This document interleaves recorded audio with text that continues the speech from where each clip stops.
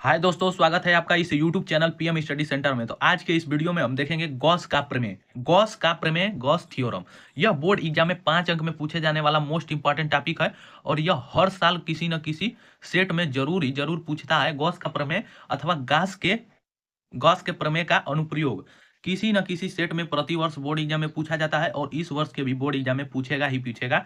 तो आज के इस वीडियो में हम गॉस का प्रमेय देखेंगे या गॉस का नियम भी इसे कहते हैं। तो गॉस का नियम क्या होता है, गॉस का प्रमेय, गॉस थ्योरम किसे कहते हैं। तो चलिए आज के इस वीडियो को शुरू करते हैं और गॉस प्रमेय देखते हैं। तो किसी काल्पनिक पृष्ठ या बंद पृष्ठ या गॉसियन पृष्ठ, तीनों एक ही को कहते हैं। या तो आप काल्पनिक पृष्ठ कह लीजिए या बंद पृष्ठ कह लीजिए या गॉसियन पृष्ठ कह लीजिए।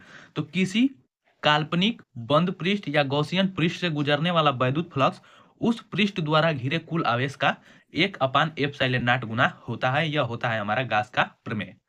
आप सभी लोग जरूर याद कर लिए होंगे कि गॉस का प्रमेय किसे कहते हैं। तो गॉस का प्रमेय किसी काल्पनिक पृष्ठ से गुजरने वाला कुल आवेश का 1/ε0 गुना होता है, उसे हम गॉस का प्रमेय कहते हैं। तो देखिए ये हो जाएगा हमारा, यहाँ पर जैसे जैसे परिभाषा कहा गया है उसके अनुसार ही हम इसका सूत्र लिख सकते हैं। तो किसी बंद पृष्ठ से गुजरने वाला कुल वैद्युत फ्लक्स उस पृष्ठ द्वारा घिरे कुल आवेश का 1/ε0 गुना होता है। तो यहाँ पर हम लिखेंगे कि यदि यदि यदि बंद पृष्ठ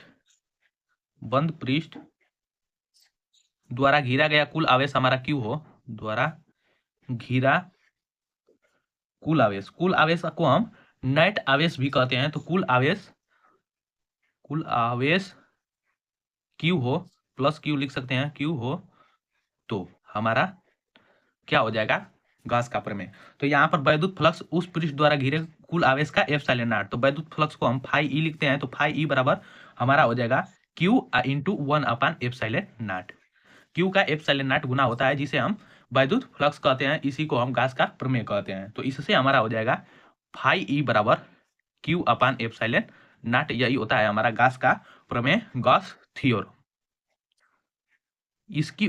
इसको हम सिद्ध भी करेंगे कि किस प्रकार गॉस का नियम, क्योंकि यह बोर्ड एग्जाम में 5 अंक में पूछा जाता है। तो 5 अंक में जब भी आपसे गॉस का प्रमेय पूछा जाएगा तो आपको इसे विधिवत सिद्ध कर दिखाना होगा बोर्ड एग्जाम में। यदि 1 अंक में पूछेगा तो आपको बस इसका परिभाषा और सूत्र लिख देना है, आपको 1 अंक बोर्ड एग्जाम में मिल जाएंगे।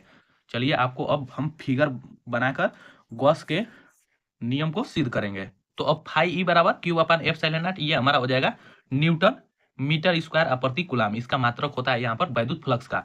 अब देखिए ये हम वैद्युत फ्लक्स बराबर क्या पढ़े थे, तो वैद्युत फ्लक्स बराबर पढ़े थे कि फाई ई बराबर हमारा होता है यहाँ पर बंद समाकलन E इंटू डी ए, वेक्टर E इंटू डी ए। इसको आप याद रखिए क्योंकि इसी से हम गॉस के नियम को सिद्ध करेंगे। चलिए अब सबसे पहले फिगर बनाते हैं।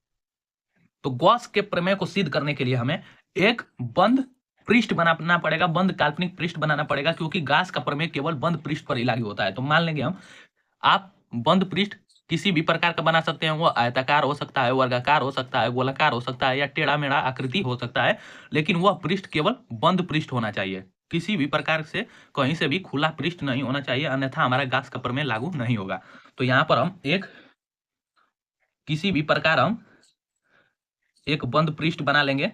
यहाँ पर माना कि हमने एक बंद पृष्ठ ए बनाया, एक बंद पृष्ठ की रचना की। अब इसमें कुछ उत्पत्ति है लिखे हैं, इस उत्पत्ति के द्वारा ही हमें गॉस के नियम का, गॉस के प्रमेय को हमें सिद्ध करना है। तो देखिए, माना कोई बिंदु आवेश प्लस क्यू कूलम एक बंद पृष्ठ ए के भीतर ओ पर स्थित है। तो हम मान लेंगे कि इस बंद पृष्ठ ए के भीतर हमारा बिंदु ओ पर एक प्लस क्यू कूलम का एक आवेश स्थित है। अब क्या कह रहा है उत्पत्ति में कि इस बिंदु से आर दूरी पर एक क्षेत्रफल अवयव डी है। हम मान लेंगे कि इस बिंदु से डैश डैश कर इसे दिखा रहे हैं क्योंकि काल्पनिक पृष्ठ है। तो इस बिंदु ओ से आर दूरी पर ये हमारा दूरी हो गया, ये आर पूरा दूरी ओ से। यहाँ पर हम मान लेते हैं कि एक बिंदु है हमारा पी, इससे दूरी आर पर एक हमारा क्षेत्रफल अवयव का मतलब एकदम अल्प दूरी। क्षेत्रफल अवयव लघु क्षेत्रफल अवयव भी कह सकते हैं इसे, अल्प क्षेत्रफल अवयव भी इसे कह सकते हैं। तो हम मान लेते हैं कि ये हमारा एक क्षेत्रफल अवयव ले लिए, जो कि ये है हमारा डी ए। ये हो गया डी ए, जिसका क्षेत्रफल सदिश डी ए है। मतलब इसका क्षेत्रफल सदिश जो है यहाँ से वो डी ए है। इसका क्षेत्रफल सदिश हम मान लेंगे कि ये वेक्टर डी ए, क्योंकि क्षेत्रफल सदिश को हम वेक्टर से प्रदर्शित करते हैं। तो ये हो गया, जिसका क्षेत्रफल सदिश डीए है, वैद्युत क्षेत्र ई तथा डीए के बीच कोण थीटा है। देखिए, इसे समझने का प्रयास करिए। यहाँ पर ओ पर हमारा एक प्लस क्यू कूलम का आवेश है, तो प्लस क्यू कूलम का आवेश स्थित है ओ पर, तो इसके कारण बिंदु पी पर वैद्युत क्षेत्र की तीव्रता उत्पन्न होगी, जिसका कुछ मान हो सकता है। तो मान लेंगे कि इसके कारण जो बिंदु पी पर वैद्युत क्षेत्र की तीव्रता उत्पन्न हो रही है वो हमारा वेक्टर ई है, और इन दोनों के जो बीच का कोण है वह थीटा कोण है। थीटा कोण है। इतना हमारा हो गया।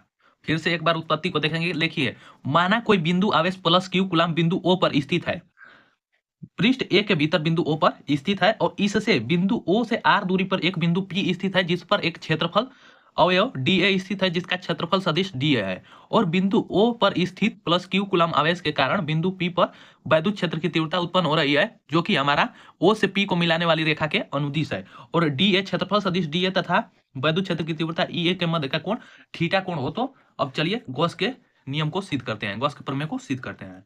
तो अब हमारा हो जाएगा यहाँ पर डी फाई ई बराबर हमारा हो जाएगा यहाँ पर vector E I into d A, vector E into d ए। अब ई डी फाई ई बराबर ई इंटू डी ए कैसे आ गया? तो देखिए यहाँ पर सबसे पहले फिगर में देखते हैं।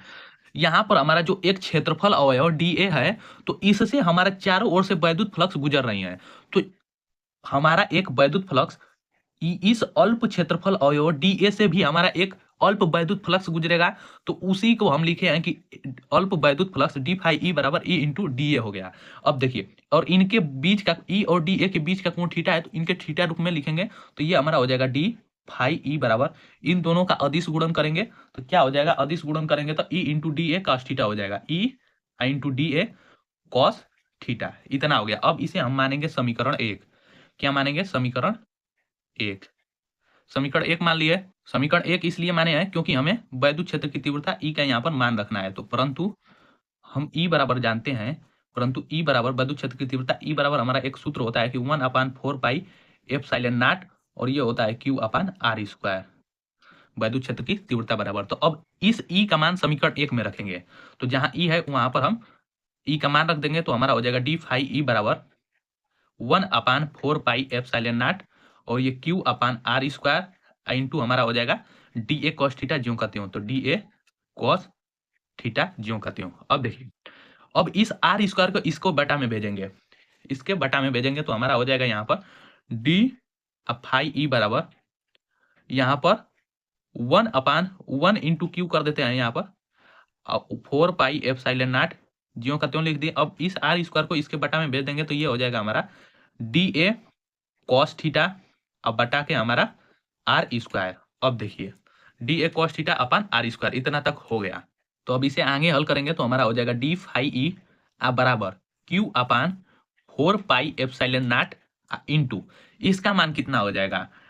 D A cos theta upon r², ये होता है हमारा डी ओमेगा के बराबर। डी ओमेगा, चूंकि ये हमारा जो डी ओमेगा है वो हमारा घन कोण है, तो देखिए घन कोण, घन कोण, घन कोण डी ओमेगा है, तो डी ओमेगा बराबर हमारा क्या होता है? किसी पृष्ठ द्वारा आंतरिक घन कोण डी ओमेगा द्वारा डी ए कॉस थीटा होता है अपन r², तो D A cos theta upon r², इसका मान हम डी ओमेगा रख दिए। कैसे रखिए? देखिए यहाँ पर चलते फिगर में चलते हैं।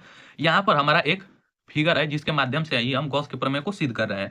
तो हमारा यहाँ पर एक पृष्ठ है जो कि ए है, इस पर एक क्षेत्रफल अवयव डी है, तो पृष्ठ पी, इसका नाम है बिंदु पी, पृष्ठ पी है, तो इस क्षेत्रफल अवयव डी ए द्वारा हमारा बिंदु ओ पर एक घन कोण आंतरित होगा, घन कोण, घन कोण जिसका यहाँ पर मान डी ओमेगा घन कोण अंतरित करता है, तो इसीलिए हमारा यहाँ पर D A cos theta upon r², जो कि इसका मान हो जाएगा डी ओमेगा, जो कि एक हमारा घन कोण है। अब देखिए, अब दोनों तरफ हम बंद समाकलन लेंगे, दोनों का तरफ हम बंद समाकलन करने पर, तो ये हमारा हो जाएगा बंद समाकलन डी फाई ई बराबर हमारा बंद समाकलन इधर भी लेंगे, तो Q/4 pi epsilon not into D omega.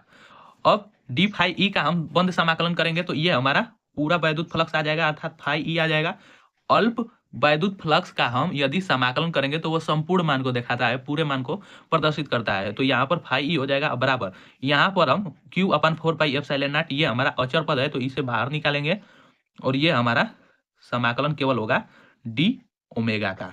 अब चलिए इसे आगे हल करेंगे तो ये हमारा फाई ई बराबर हो जाएगा Q upon 4 pi epsilon not. अब देखिए हम यहाँ पर घन कोण डी ओमेगा का हम यहाँ पर बंद समाकलन कर रहे हैं, जो कि ये हमारा अल्प पृष्ठ डी ए के कारण ओ पर आंतरिक घन कोण डी ओमेगा है। तो आप पढ़े होंगे कि यदि संपूर्ण पृष्ठ द्वारा, अब यहाँ पर हम समाकलन कर रहे हैं, इसका मतलब संपूर्ण भाग को हम यहाँ पर ला रहे हैं, तो संपूर्ण भाग द्वारा यदि हम देखेंगे बिंदु ओ पर आंतरिक घन कोण क्या हो जाएगा, तो संपूर्ण पृष्ठ द्वारा केंद्र पर आंतरिक घन कोण हमारा 4 पाई के बराबर होता है। यहाँ पर मैं लिख भी देता हूं यहाँ पर कि संपूर्ण पृष्ठ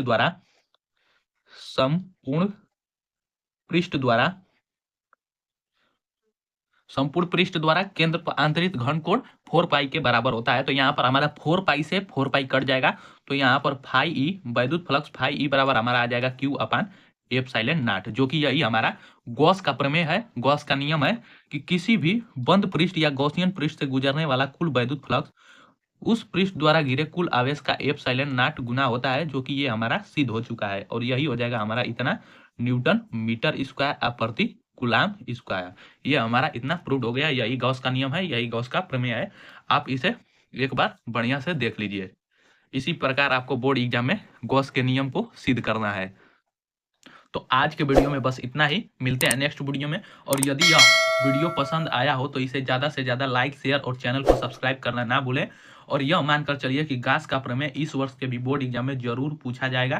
तो वीडियो को पूरे लास्ट तक देखने के लिए बहुत बहुत धन्यवाद।